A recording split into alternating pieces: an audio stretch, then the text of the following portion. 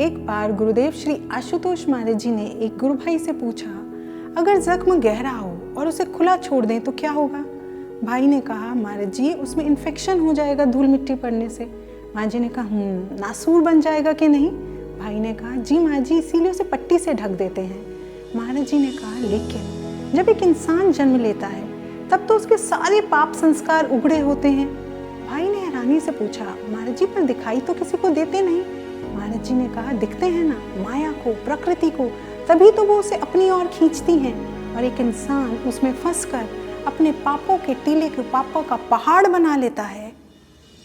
भाई घबरा गए तो महाराज जी ने कहा, लेकिन जब कोई हमारी शरण में आता है तो हम सबसे पहले उसके इन पापों के जख्मों को ढक देते हैं अपना अंगवस्त्र डालकर।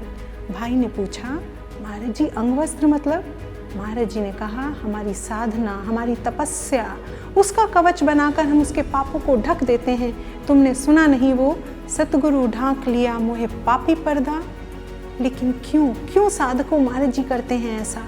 क्योंकि महाराज जी नहीं चाहते कि हम पापों के दलदल में धंसे रहें और धंसते चले जाएं।